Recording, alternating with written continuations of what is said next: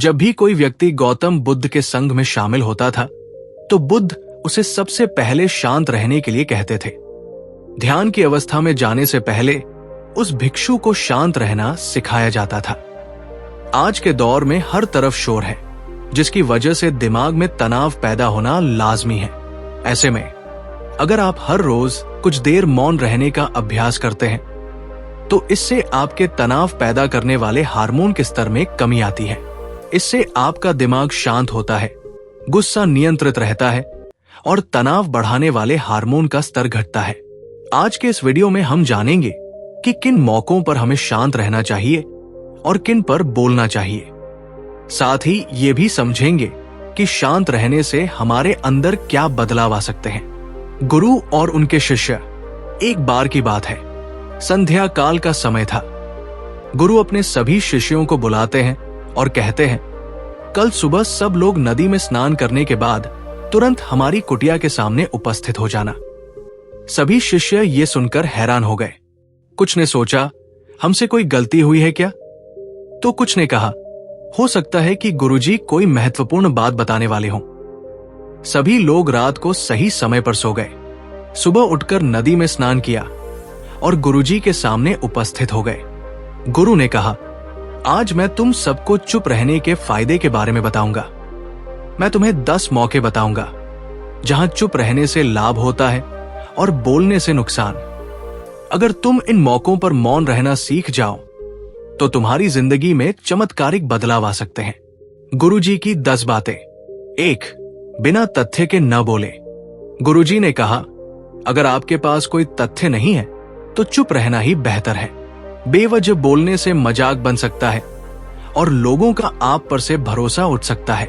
जहां आपको जानकारी न हो वहां शांत रहना ही समझदारी है। 2. शब्दों से किसी को ठेस न पहुंचाएं।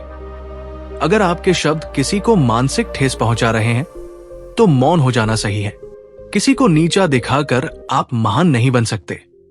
बड़े बनने के लिए दूसरों की इज्जत करना सीखें। 3. क्रोध आने पर चुप रहें। जब कोई आप पर क्रोध कर रहा हो तो आपको चुप रहना चाहिए। इससे सामने वाले का गुस्सा शांत हो जाएगा। गुस्सा हमेशा नुकसान करता है। ध्यान का अभ्यास करने से गुस्से पर काबू पाया जा सकता है। 4. जहां आपका कोई संबंध न हो।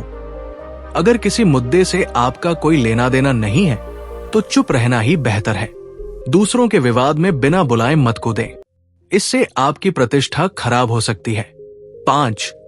मित्र या परिवार की प्रतिष्ठा पर चोट न करें। आपके शब्दों से किसी मित्र या परिवार की प्रतिष्ठा को ठेस न पहुंचे। बिना चिल्लाए मीठे शब्दों में बात करना सीखें। 6. किसी की बुराई हो रही हो। अगर कोई आपके सामने किसी और की बुराई कर रहा है तो चुप रहें। जो आज किसी और की बुराई कर रहा है वो कल आपकी भी कर सकता है। 7. जब कोई आपकी भावनाओं को न समझे। यदि कोई आपकी भावनाओं को नहीं समझ पा रहा है तो उसे समझाने की कोशिश में वक्त बर्बाद न करें। ऐसे व्यक्ति के सामने मौन रहना ही उचित है। 8. किसी का दुख सुनते समय। जब कोई अपना दुख व्यक्त कर रहा हो तो तुरंत समाधान न दे। पहले उसकी बात ध्यान से सुने। इससे उसका मन हल्का होगा। 9.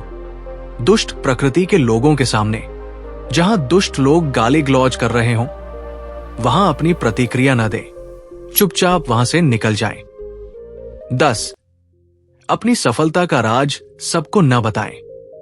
हर जगह अपनी सफलता का ढिंढोरा पीटना सही नहीं है।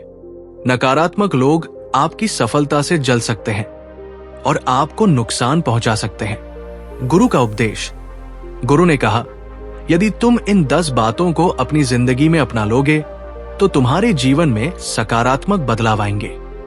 ये बातें तुम्हारे लिए वरदान साबित होंगी।